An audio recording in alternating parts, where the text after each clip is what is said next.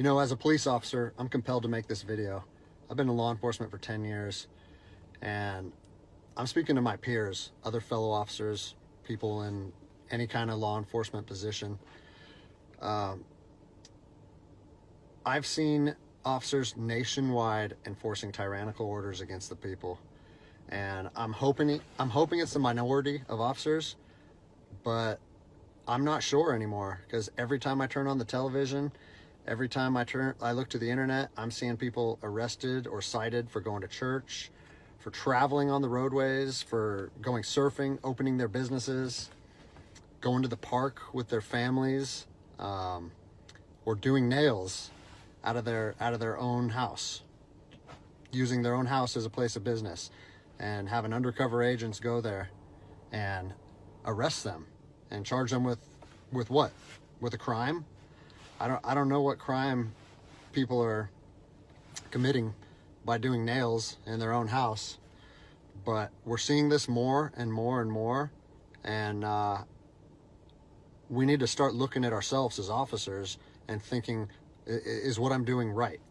Now, I want to remind you that regardless of where you stand on the coronavirus, we don't have the authority to do those things to people just because a mayor or a governor tells you otherwise. I don't care if it's your sergeant or your chief of police. We don't get to violate people's constitutional rights because somebody in our chain of command tells us otherwise. It's not how this country works. Let's read something right here off of the Declaration of Independence. All men are created equal. Among these, we have the right to life, liberty, and the pursuit of happiness. That to secure these rights, governments are instituted among men, deriving their power from the consent of the governed, meaning our power and any government official's power is derived from the people, okay? We don't hold power over our citizens. It's contradictory to everything that our country stands for. And this is what I'm seeing. First Amendment rights, telling people they can't go to church, freedom of religion, okay? Telling people they can't protest, freedom of assembly. Fourth Amendment violations, illegal traffic stops to check for papers. What are you, the Gestapo? Is this 1930s Nazi Germany? You don't get to stop people unless you have reasonable suspicion or probable cause that they have committed a crime. And I know people that have personally been stopped saying, we want to see papers showing that you're essential. David 2, copy a phone call. That is not how our job works, okay? What really has been pissing me off lately is the fact that these officers that are going out here and enforcing these tyrannical orders, what they're doing is they're making my job and my safety, or they're putting my job and my safety at risk. Because what you're doing is you're widening the gap between public trust and law enforcement officers. And what that's going to do is it's going to, I mean, look at what's happened to law enforcement in the last 10 years. Less and less public trust, and more often than not, that is a result of isolated incidents that get blown out of proportion. Well, they're not isolated anymore. They're happening every single day. And the thing that I want you guys to realize is that our power that we hold as law enforcement officers, it's nothing more than a facade. It's a badge and a gun. And people, you don't realize, if you haven't lived in anarchy, if you haven't seen combat, things can be stripped from people in a heartbeat. And that's what I'm afraid of. I'm afraid that these actions are going to wake a sleeping giant, i.e. the American people, okay? They are going to be put in a position where they won't have their rights trampled anymore. And us as law enforcement officers, we'll have our ability to enforce the law stripped from us in about 10 minutes, okay? I think what is going to happen if this continues is we're going to see bloodshed in the streets, okay? I don't want to see bloodshed in the streets on either side of this coin. I don't want to see fellow officers get injured or killed, and I certainly don't want to see citizens get injured or killed. And I promise you, most of you out there doing these tyrannical acts against our citizens, you're not ready for combat. You're not mentally or physically ready for combat in the first place. I promise you, you don't want to go through that, and I hope I never have to go through that again. You know, you don't get to just say, well, I'm doing this because I was told to do so, or I'm following orders, or I need to keep this job. Guess what? I need to keep this job more than anybody. I have 3 young children. I have 2 houses. Like, I have the same sob story that the rest of you guys have. But my personal choices and my living arrangements, no matter what they are, don't allow me to trample on people's rights. And I don't understand why that concept is so hard for people to understand. Listen, you need to stand up for what's right. You need to, if you're part of a department or an agency that is asking people or asking their officers or their deputies to impose on people's rights and infringe on their freedoms, you need to step up and say, no, that's not me. That's not what I signed up for, and that's going against my oath. And if that costs you your job, so be it. At least you'll be able to look at yourself in the mirror at night. I've already expressed this to my department. And luckily for me, I come from a department that I feel like my chain of command shares my view, but I don't care what department you're part of or what your chain of command thinks. You don't get to trample on people's liberty. And so, you know, as a special operations veteran, I've fought on the streets of Iraq under the U.S. government's guise of freedom. And I'm telling you what, the American people are going to you are going to wake a sleeping giant, and they are going to fight 10 times harder for their freedom on their soil than anything you've ever seen before. And if that's something you're willing to face, then keep trampling on people's rights. But I promise you, the American spirit of defiance is going to rise again, and it's going to be a big problem for our country. So I'll leave you with this, something that I learned as an E-nothing in the Army. No matter what situation you're put in, if you look inside yourself and ask yourself one question, am I doing the right thing? You ask yourself that, you know the answer. And no amount of money or no order or law or anything should be able to make you go against doing the right thing. So I'm imploring officers to look inside themselves and ask themselves, is this what I want to be doing to my citizens? And I think the answer is clear. And if we all stand up together, guess what? It'll be a non-issue, no factor, because people and law enforcement will be united like we should be. Hey, what's up, guys? So I just kind of wanted to take a couple minutes, get everybody caught up to speed on what's going on in my life. I've been getting a lot of questions, and figured I'd just make a second video and answer some of the things that I've been receiving. I first wanted to say I'm humbled by the response that my video got. It's been viewed millions and millions of times. People all over the country have been calling me, texting me, sending me emails, comments, and the overwhelming majority of it has been positive.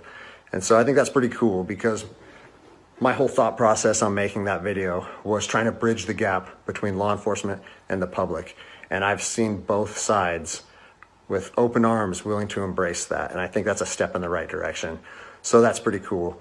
One thing that I've seen come up over and over in the comments, and I've been in email sent to me, is, are you going to get in trouble? What happened to you? Or is there any discipline any discipline taking place? And so I figured I'd take a chance and give you a little synopsis of the last 3 days of my life after posting that video. So I posted the video on Tuesday, was it May 5th? And it took it took a day or two before it really started getting a lot of traction.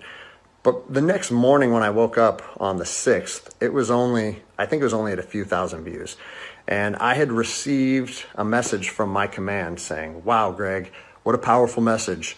We agree with that 100%. Well done. And that was actually a relief for me because I was like, great, you know, I know that it's risky putting something out like that, but I felt like it was so grounded in integrity and liberty that no one would have an issue with it. So that was a relief. And then fast forward 3 hours later, I get another phone call from my command and it said, hey Greg, the video's up to 400,000 views. It's time to pull the plug on this thing. And I immediately, it kind of caught me off guard because I said, why would we want to pull the plug on something that was already acknowledged as a good and powerful message from one law enforcement officer to others? And I said, yeah, that doesn't really make sense to me. I think maybe we should embrace this message and we should share this with other officers. And he said, listen, you know, it's not up to me. I have been directed to tell you to take the video down, and I need to know if you're going to take the video down. And I said, no, I can't take the video down. Because if you listen to my first video, the whole message that I was trying to share with people and impart on them is if you believe in something in your heart, you have to stand by that conviction, even if it costs you everything. And like I said last time, I have 3 little kids. I have this house. I have another house. I cannot afford to lose my job. But after putting that message out there and sharing that with America, and it was so well received, I can't then just say, even though that's what I believe, I'm going to take a step back. I'm going to retract my words, and I'm going to allow my command to prevent me from sharing my heart and my truth. And I said, so with that in mind, sir, I can't take the video down. And, you know, I didn't know where this was going to go. And I immediately started thinking about what are they going to try and gig me on? You know, what did I do wrong? What policy did I violate? And I got called back a couple hours later. And by this time, it was skyrocketing. Everyone in the agency was seeing it. Cops from when I was an officer down in Los Angeles, they were contacting me. I got a call and it said, listen, the video needs to be taken down right now and you need to accept a letter of reprimand. Or we're going to take a very different approach to this if you say no again. Well, I'd already put myself on that hill and I had to be willing to die on that hill. They said they determined the video was a violation of policy and that if I wouldn't take it down, that allegations would be made against me and so on and so on. And so I told them, no, I'm not going to take it down. You do what you need to do. But the principle of it is rooted in truth, and it was a positive message that was received by millions and millions of people. If you want me to take it down, I have to respectfully refuse. And it was interesting because they kept citing different policies, you know, like, oh, it was the social media policy, or some of your equipment may have been identifiable. And that kind of seemed like a moot point to me. And it was strange because why was the message okay at 5 a.m. and then 3 hours later, there was a problem with it? And so I was later contacted by the chief of police. He's someone that I have great respect for. He's a good man to work for. And he's the one that shot me straight. And he said, Greg, if you openly defy your governor, you can't be a police officer in the state of Washington. And I told him, I said, you know what? I can respect that. And if I were in your office, I would shake your hand, respectfully disagree, and say, maybe I'm not meant to be a police officer in the state of Washington then. And here's my thoughts on that, okay?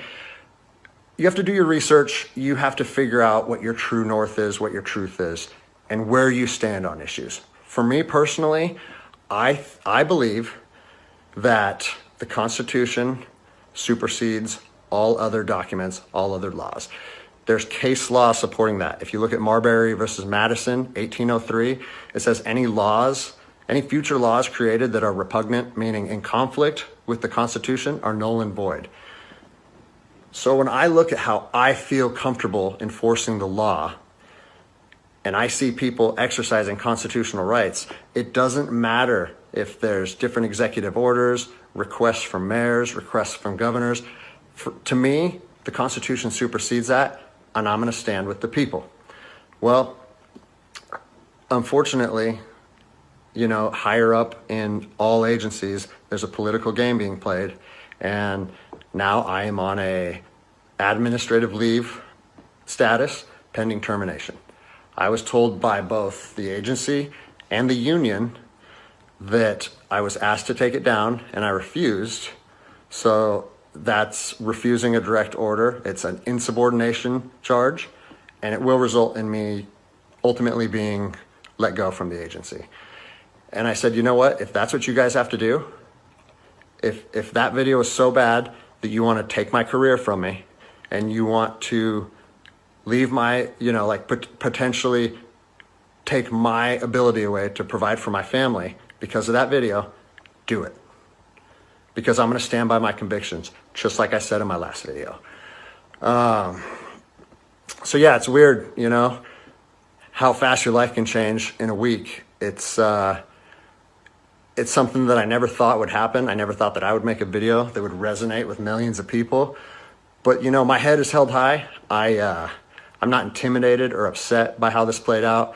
Like I said in my last video, man, I fought in the streets of Ramadi during 04 and 05. I came to terms long ago that my convictions and my beliefs may cost me everything up into my life. And even though it's 15 years later and I'm a police officer in Seattle, Washington, that truth still remains for me.